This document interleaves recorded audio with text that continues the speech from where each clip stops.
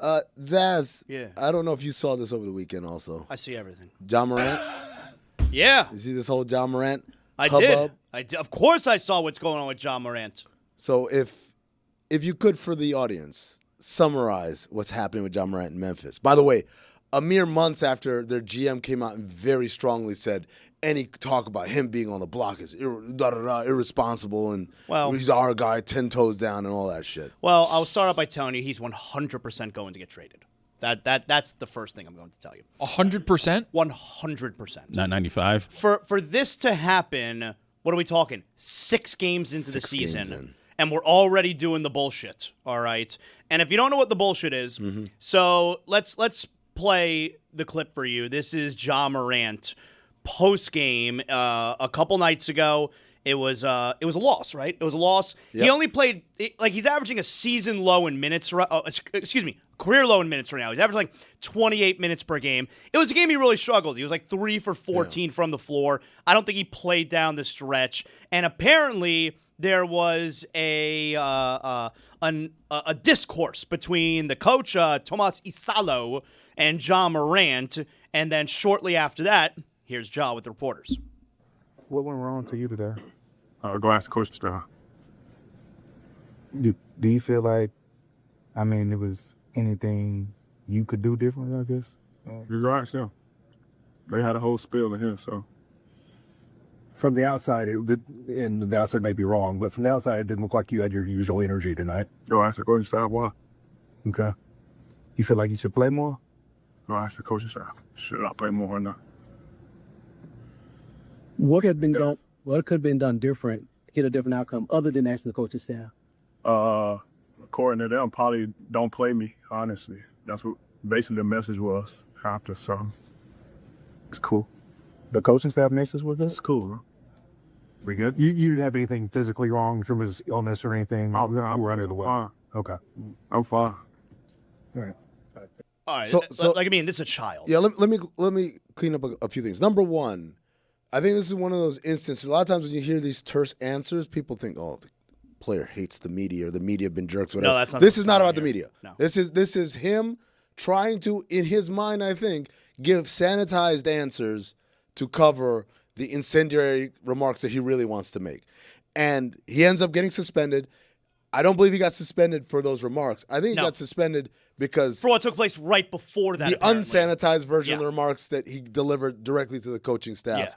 And by the way, the remarks he delivered to the coaching staff was apparently because new head coach Tomas Isalo, who apparently challenged him in the locker room about A, his leadership, and B, his effort, and then Ja Morant's response was deemed inappropriate. And let me also add, on Amazon, on the Prime Games that night, their post-game show, which is like Blake Griffin and Udonis Haslem, and Blake Griffin went at Ja Morant with video evidence and everything, how his effort was really, really poor in this game. I just want to point out not only career lows in minutes, but also in field goal percentage, in assists, and three-point percentage.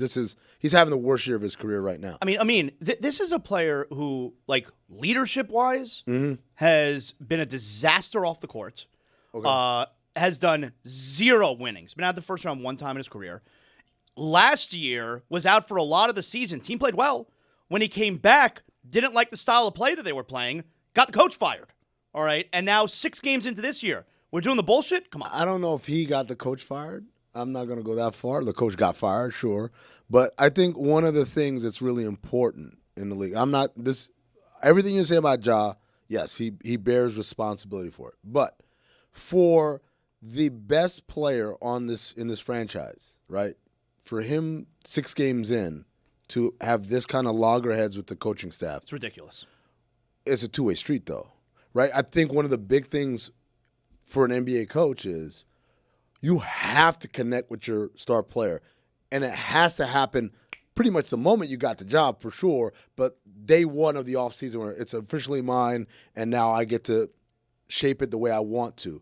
He should have been with Ja every day, because if you haven't sold your vision to your best player, I don't give a damn how good of a coach you are, your X's and O's, your brilliance. If your best player It's not just the best player because we have a bad team and he just happens to be the best. He's a really good player. If he's not bought in, then none of it matters after that. And so I got to put some of it on the coaching staff because clearly y'all hadn't sold the vision. 6 games in. Now, if 40 games in, he's like, I don't think this is working. That's different.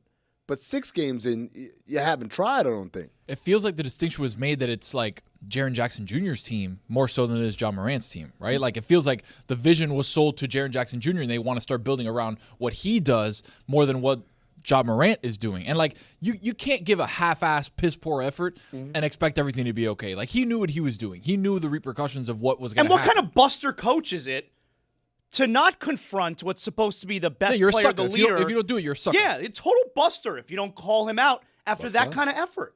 No, of course. I guess my thing is 6 games in, and that's the reaction you're getting from him. Clearly, there was no sell job earlier.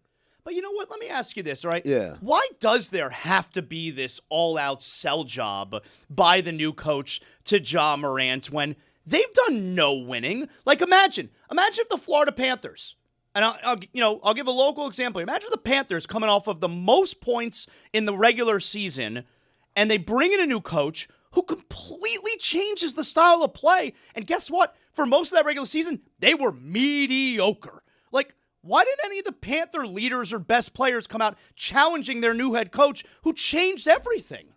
Like, why can't the coach coach the team? There's a couple. Matthew Tkachuk's dad did. There's a couple of things. Number one. All right, but at least Matthew Tkachuk's dad did after game like 75. This is what I would say. Number one is the coach came in with a resume. The Panthers. Yeah, the Panthers coach came in with a resume. In professional sports, but in the NBA specifically, like there is a level of like, who the hell are you? Right? It's a reason why people say, oh, why do these former players keep getting jobs? Because players will listen to former players. At least when the door opens and you walk in and you're a former player, they'll give you the benefit of the doubt. Now, you might lose the benefit of the doubt when you start opening your mouth, but they'll give you that. If you're not a former player, then the stakes get a lot higher. So you have to have been probably an assistant a lot of places for a long time, because what ends up happening is guys say, your new coach is Jonathan Zaslow. And then they call, yo, man, who the hell is Jonathan Zaslow? Yo, you were in Miami. Was he there? Yeah, man, he's good. He's really good. A word? Okay. Now I'll give you the benefit of the doubt. They would say that about me. Now, Two-time champion. Coach Isalo, he's very experienced, but he coached over there in Europe. And by the way, in Finland. So it's not like he was in Spain. And I remember so-and-so played with me in Chicago. He played for him in Spain. You don't have a lot of people who will vouch for you. So you come in, and I go back to, your X's and O's might be salient. It might be right. Yeah, build it over around Jaren Jackson. We're going to play this way. But if you don't come in with the stamp of approval, we're not going to listen to you. David Blatt was one of the winningest coaches internationally, anywhere.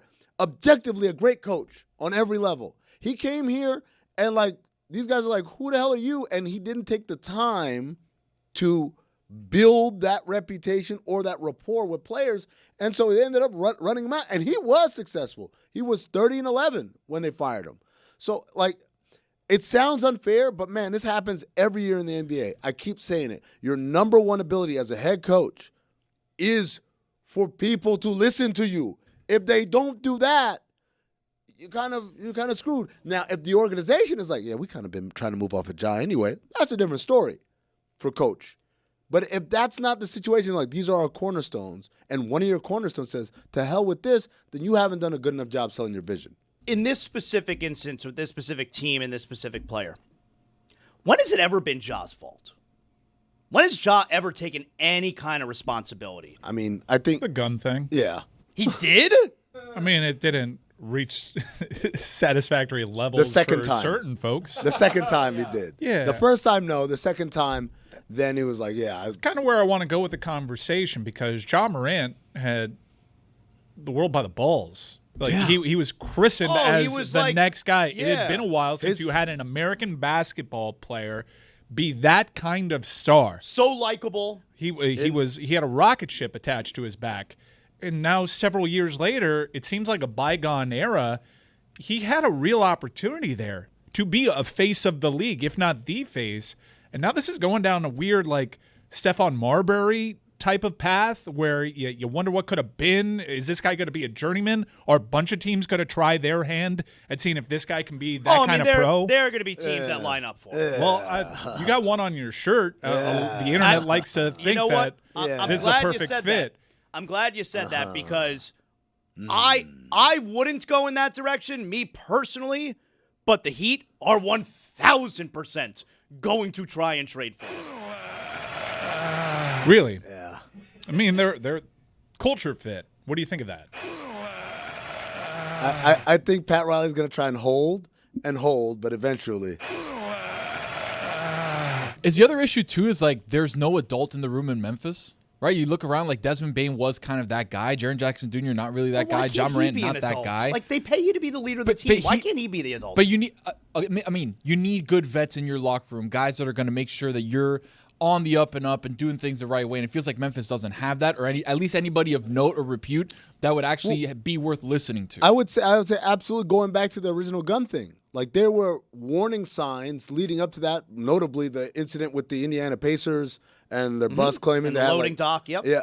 Oh damn! I forgot about that one. Yeah, that was a bad scene. Like those are all things I get it. Again, I'm very much for personal responsibility, and Ja has not behaved the way he should have, and I don't think his supporting circle. I think his father at some point, which is ironic because I remember interviewing Ja Morant before the draft, and we asked him, "Why do you think you're going to be successful in the league? You know, you came from a small school," and all that. And he said, "Because my father is my biggest hater." And I said, "What?" He said, "My father, all my life, everything I've done." He's like, "That's not good enough. You think so?" And basically keeping him grounded. And I was like, wow, that's a really cool, interesting dynamic. He's got Kushlash. And then it just flipped.